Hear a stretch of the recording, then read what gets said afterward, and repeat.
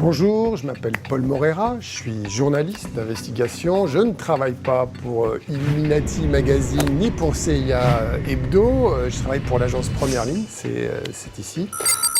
Si tout est mensonge, alors ce que nous allons vous raconter est faux. Non, soyez en clair. Ne comptez pas sur nous pour vous dire que les complots, ça n'existe pas. Des complots, il y en a eu et il y en aura encore. Un exemple, un des plus gros complots de l'histoire du XXe siècle. Celui des industriels du tabac. Regardez, cette scène se passe en 1994 au Parlement américain. On l'appelle l'audition des 7 nains, car ces hommes, ce sont les 7 grands patrons de l'industrie du tabac. Les parlementaires les interrogent pour savoir si la nicotine dans les cigarettes rend les fumeurs accros. En clair, ils soupçonnent la nicotine d'être addictive.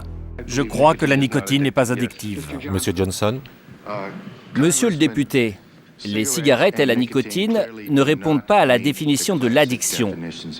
Il n'y a pas intoxication. Ok, ce sera non pour vous, on n'a pas beaucoup de temps, je crois que vous pensez tous que la nicotine n'est pas addictive, on a juste besoin de l'enregistrer.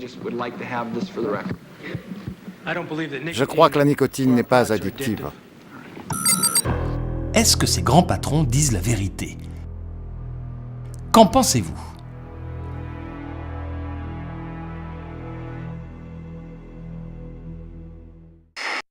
En fait, la nicotine est bien addictive et le tabac provoque le cancer. Les scientifiques sont formels.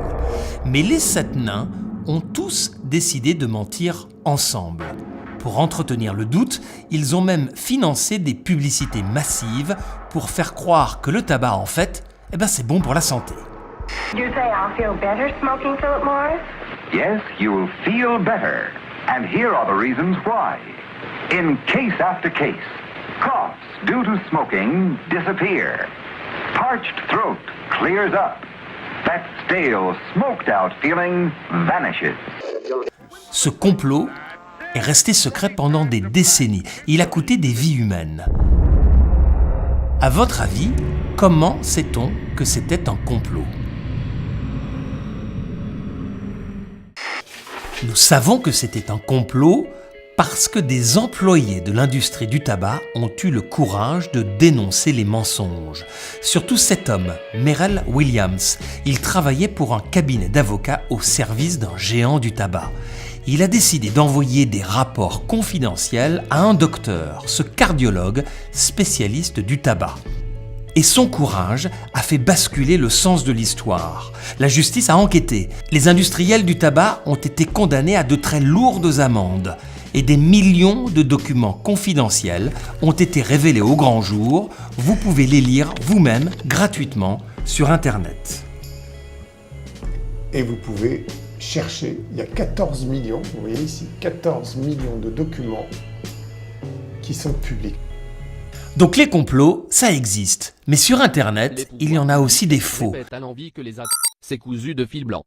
Ceci est un complot du gouvernement français. Ce qui compte, c'est de faire la différence.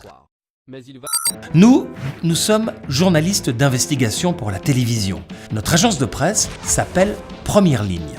On tourne dans le monde entier, dans des pays en guerre, et nous enquêtons pendant des mois sur les secrets des grandes entreprises.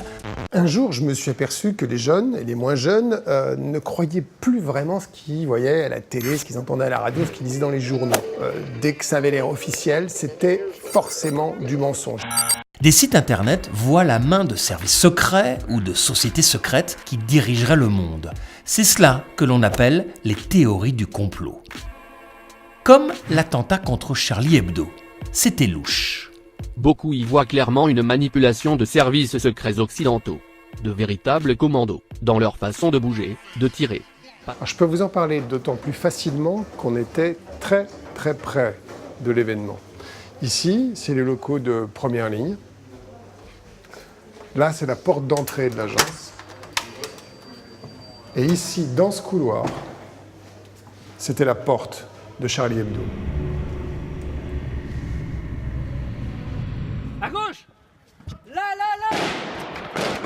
Au moment de l'attaque contre Charlie Hebdo, notre équipe s'est réfugiée sur le toit et un de nos journalistes a filmé les 2 terroristes qui tiraient sur des policiers dans la rue après avoir tué 11 personnes dans notre immeuble. Ces images ont été diffusées sur toutes les chaînes. Mais très vite sur Internet, des sites complotistes ont utilisé nos images tirées de la télé pour mettre en doute la version officielle. Écoutez bien. Pourquoi ces gens qui étaient dans le bâtiment Charlie Hebdo sont partis se réfugier sur les toits munis de gilets pare-balles? Étaient-ils au courant aussi de l'attaque? Portaient-ils des gilets pour éviter toute bavure lors de cette attaque? On nous accuse, nous journalistes, d'avoir été au courant de l'attaque à l'avance, de faire partie d'un gigantesque complot. Cette histoire de gilet pare-balles, qu'en pensez-vous? Les fameux gilets pare-balles. Bon, je vais vous le montrer. Voilà, c'est ça, le gilet pare-balles que vous avez vu à la télévision. Il n'y a aucun mystère, c'est des gilets, on en a 2 dans la rédaction. On est une agence de presse et donc régulièrement on est amené à aller dans les pays en guerre et on est quasiment obligé d'avoir des gilets pare-balles, ne serait-ce que pour des raisons d'assurance. 2 de nos journalistes, habitués au terrain de guerre, ont porté ces gilets pare-balles pour organiser l'évacuation de l'équipe. À gauche, à gauche! Chut, à gauche! Pour comprendre pourquoi nos 2 journalistes portaient ces fameux gilets pare-balles, qu'auraient dû faire les théoriciens du complot?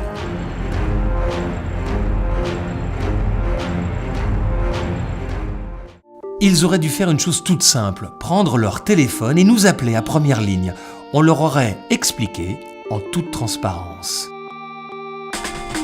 Il faut se méfier de notre envie d'interpréter. C'est la différence entre la réalité et le mensonge.